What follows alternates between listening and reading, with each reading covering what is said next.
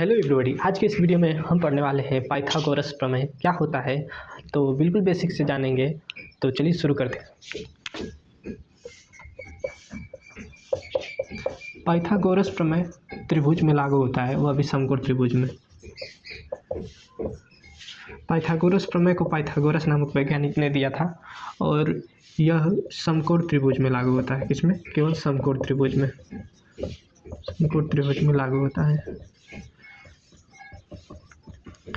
समकोण त्रिभुज यानी जिसमें एक कोण 90 अंश का हो। ठीक, तो यह अगर एक त्रिभुज है, यहाँ पर समकोण त्रिभुज है, तो समकोण त्रिभुज में तीन चीज़ होता है। एक होता है कर्ण, जिसको हाइपोटेनस बोलते हैं, और फिर दूसरा एक होता है लंब, जिसको परपेंडिकुलर बोलते हैं, और एक होता है आधार, जिसको बेस बोलते हैं। ठीक, तो इनके अनुसार पाइथागोरस प्रमेय के अनुसार जो कर्ण होता है, यानी जो सबसे लंबी भुजा होती है, ठीक, हमेशा यही लंबी भुजा होगी जो 90 अंश के सामने वाली भुजा होती है। तो जो कर्ण होता है, इसका वर्ग बाकी अन्य दो भुजाएं यानी जो लंब और आधार के वर्ग के बराबर होता है। यानी कर्ण को अगर मैं के से लिखूं तो के का जो वर्ग होता है वो लंब के वर्ग यल के वर्ग प्लस ए के वर्ग के बराबर होता है। तो ऐसे अगर हम समझें तो कड़िया है, इसका अगर वर्ग कर दें और लंब का वर्ग और आधार का वर्ग करके इन दोनों को आपस में जोड़ दें तो उस कर्ण के वर्ग के योग के बराबर आएगा। तो अगर हमारे पास दे दिया है कि लंब बराबर 3 सेंटीमीटर और आधार बराबर 5 सेंटीमीटर या 4 सेंटीमीटर, तब हमें कर्ण ज्ञात करना है। तो इनमें से दोनों में से कोई एक ज्ञात होता है तो हम तीसरा ज्ञात कर लेते हैं।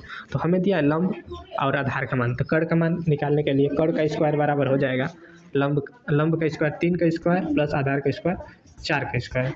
तो कर्ण का स्क्वायर बराबर हो जाएगा 3 3 के 9 और 4 चौके 16। तो कर्ण का स्क्वायर बराबर 25 और कर्ण बराबर रूट में 25। तो कर्ण का मान आ जाएगा 5 ऐसे। ठीक, तो ऐसे सभी इस पर हल होता है बेसिक। अभी थोड़ा सा हम आगे जानेंगे। जब इसमें थीटा दे दे तब लंब बदल जाता है। अगर थीटा दे दे तो लंब बदल जाता है। थीटा के सामने वाली भुजा लंब होती है। ठीक, तो यहाँ पर सही है कि थीटा के सामने वाली भुजा कौन सी है? लंब। कर्ण तो फिक्स है, सबसे लंबी भुजा कर्ण होगी या हर त्रिभुज में। लेकिन जब लंब और आधार का हम निर्णय लेते हैं, जब आगे बढ़ते हैं ट्रिग्नोमेट्री पढ़ेंगे तो उसमें बहुत ज़रूरत होता है। तो यहाँ पर जिस थीटा के सामने वाली जो भुजा होती है वह लंब होती है। तो अगर यहाँ पर जब हम लोग ट्रिग्नोमेट्री में पढ़ते हैं, ट्रिग्नोमेट्री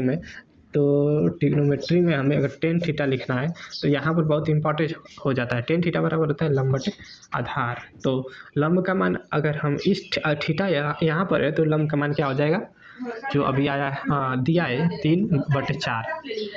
लेकिन यही अगर थीटा यहाँ पर दिया हो तो कर्ण तो हमेशा सेम रहेगा, लेकिन थीटा के बदलने के कारण यह आधार अब इस थीटा के लिए लंब हो जाएगा।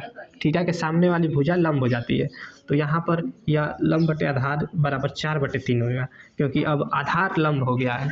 नॉर्मली बस ऐसे पढ़ते हैं कि आधार नीचे वाला होता है, लंब होता है। अगर हमें इसकी ज़रूरत नहीं है, जैसे टेन थीटा यह सब नहीं, इसकी ज़रूरत नहीं है, तो कभी कभी थीटा नहीं देता है, बाकी सामान्य ऐसे देता है, कर्ण लंब आधार पूछता है, तो इस फार्मूले से हम आराम से निकालते हैं। लेकिन अगर थीटा दे दिया जाए तो यह फिक्स हो जाता है कि थीटा के सामने वाला जो भुजा होगा, अगर थीटा यहाँ पर है तो सामने वाला भुजा लंब होगा, और अगर यहाँ पर थीटा है तो इसके सामने वाले भुजा लंब होगा। तो आई होप कि आप लोग समझ गए होंगे पाइथागोरस प्रमेय क्या होता है।